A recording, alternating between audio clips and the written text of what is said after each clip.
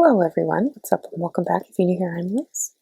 And today we're going to be discussing the Black Widow, Louise Lindloff. Now, she was born in Germany in February of 1871 and ultimately she would die in the county jail hospital in Chicago on March 15th of 1914. But how she got there, let me tell you. She had been married twice and she did have 3 children. Her first victim was her husband, Julius Gronk, and he would die on the 12th of August of 1905. And it's believed that he was indeed poisoned by his wife Louisa. She did receive an insurance payout of about $2,000 for his death. So after the death of Julius would come the death of her boarder, Charles Lipshaw. So these deaths happened while she was in Milwaukee, by the way. So Charles Lipshaw was a boarder that had been living in their home for about 7 years, and he mysteriously just died just 16 days after Julius did.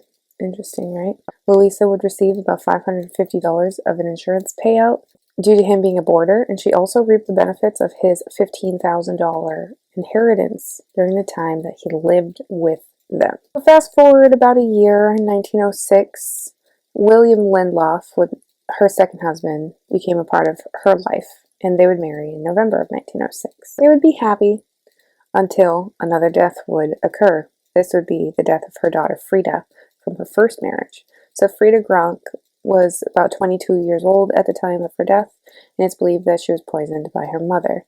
And she died on January 11th of 1908. Louisa would receive about $1,350 in an insurance payout from her death. Tragedy and tragedy wouldn't stop. There is a point in time, I believe it's in between the death of her daughter and the death of her second husband, that they do move to Chicago. And it's when this story is just a whole lot of weird. So we have the death of her first daughter, Frida, and then the lovely death of her husband, William.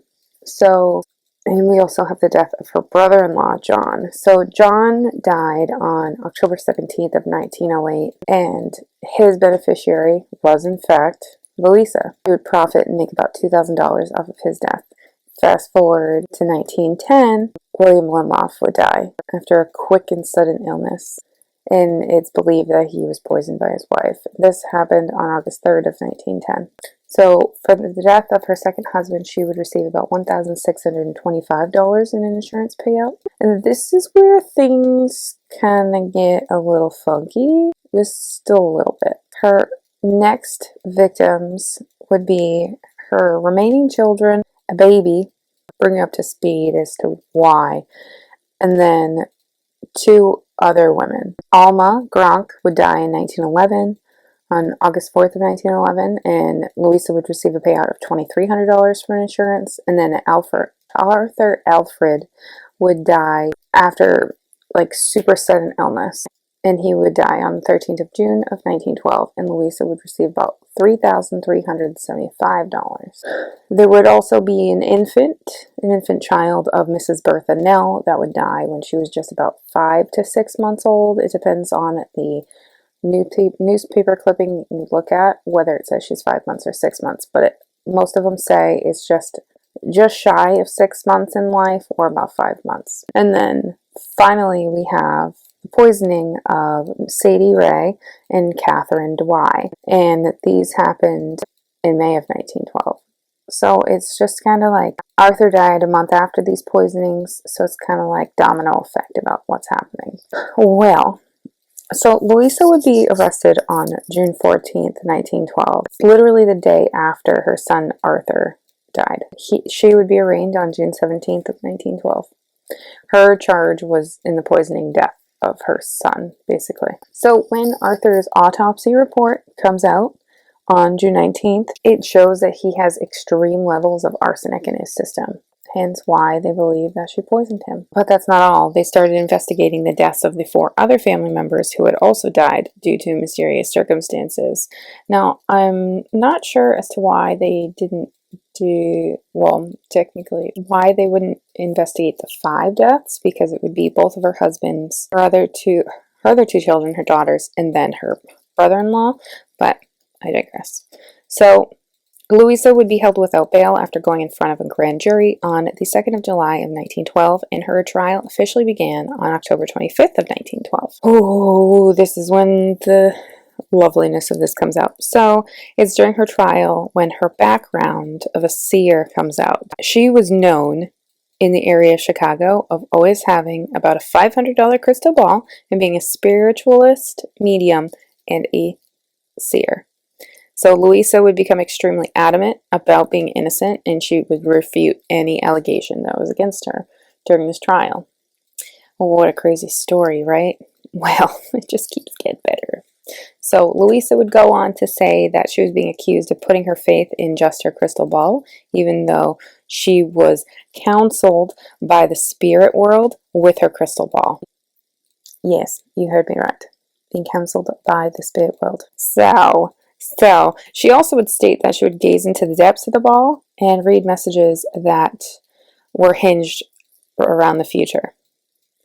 So that not only could she look into the past, she could look into the future. She talked about this during trial. There was psychologists that said that they would also touch upon this by saying that they believed she was experiencing a waking dream state, and that these visions were just spun of her unconscious mind, so that she was just delusional, basically.